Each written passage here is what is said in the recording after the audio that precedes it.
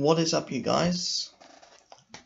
I am finally getting around to reviewing some more comic books. The channel's been a bit sparse on comic book content. I've been reviewing all the Netflix shows, Black Lightning and Altered Carbon. Jessica Jones is coming back next month. Woo! So yeah. And also, that Black Panther review coming out next week. Stay tuned for that.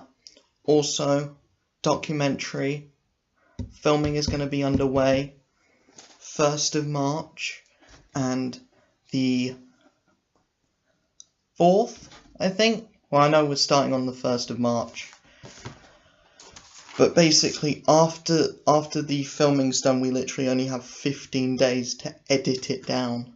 So we're going to have like half an hour to an hour's worth of video or film, and we're going to have to edit that down to 3 minutes.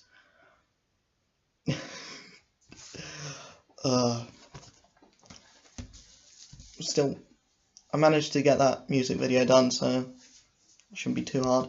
And after that, I'm on to a short film. I'm not going to say any more than that about it. Just saying, it's a passion project. And make it as good as I possibly can. But anyway, what am I reviewing today?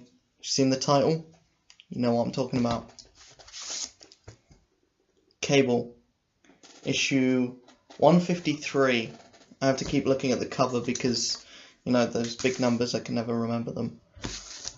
But anyway, the 4th and penultimate part of the Newer Mutant storyline.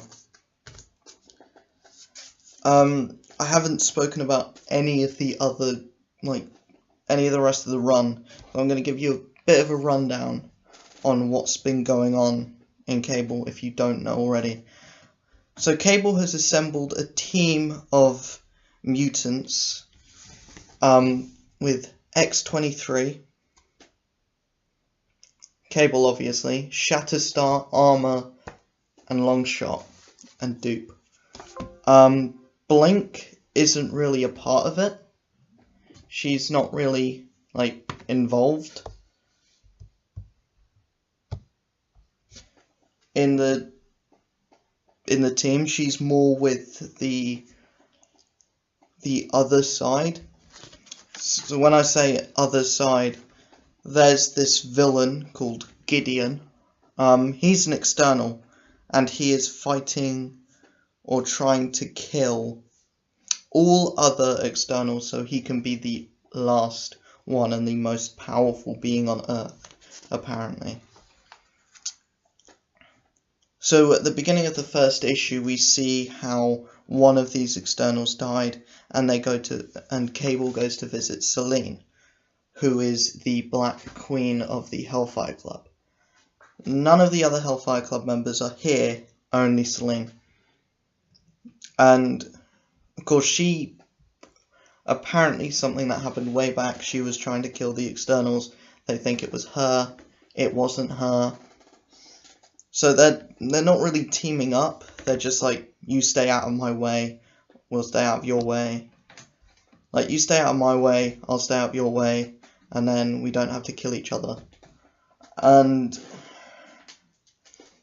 so they don't really cross paths. But they're still trying to find the same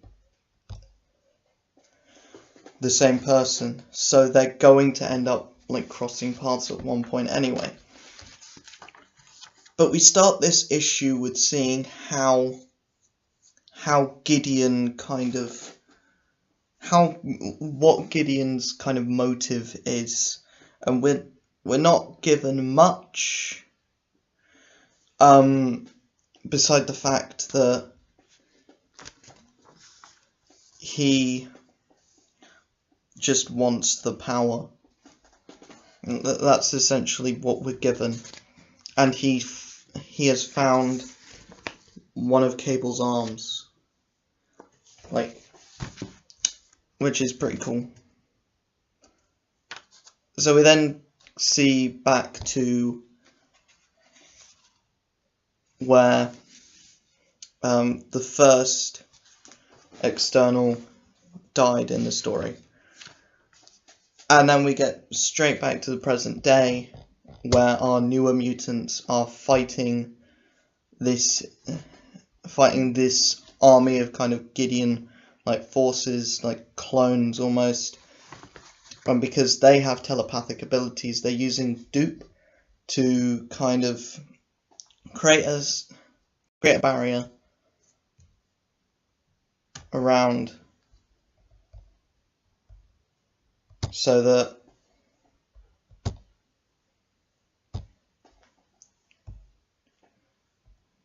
none of them can get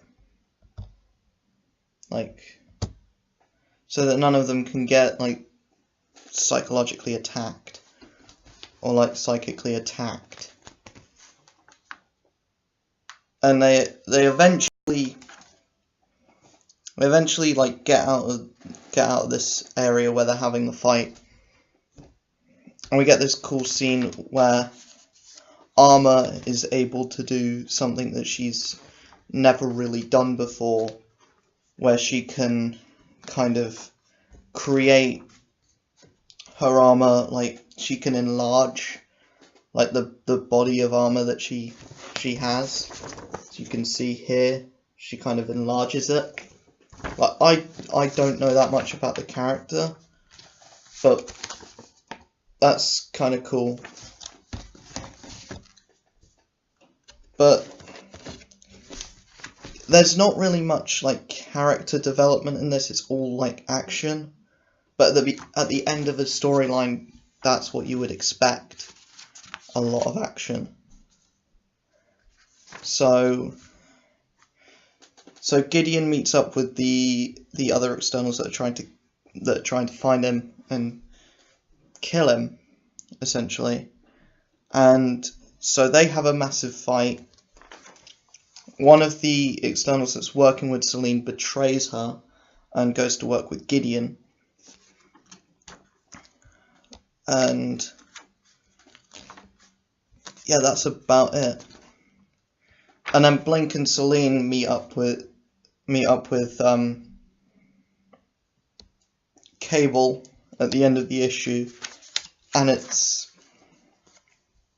one of those things where she says, "We'll bring you to him if you promise me that you'll kill him." But yeah, so I really enjoyed this. It was good.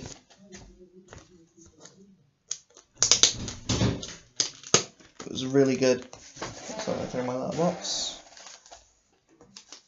Wonder what that could be. Who knows? Anyway, I really enjoyed this. It's really good to have that one series that's constantly it's constant quality each time and consistent. Because no issue of Cable has been bad. I mean, they had a typo in the last issue, but that didn't really mean anything. That's nothing to do with the actual like story or plot. That's just quality control.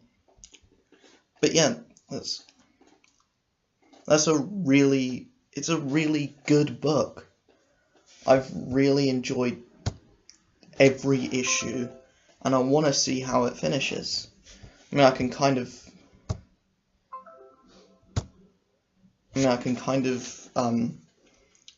predict what happens next. There's going to be a fight, good guys win, bad guys lose, blah blah blah, and then we go on to the next story arc, which will involve Bishop, which is going to be fun.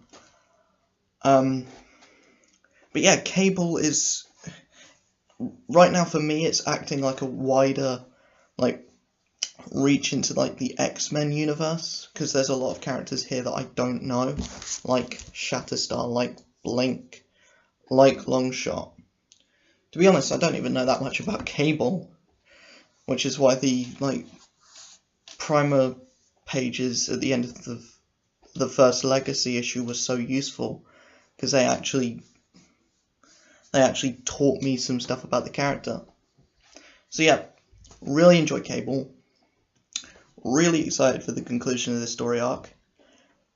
And I'm a bit skeptical about the creative team changing after the story arc's finished. So yeah, I've been your host. Make sure you leave a like, leave a comment, subscribe, share the video with your family and friends, and peace.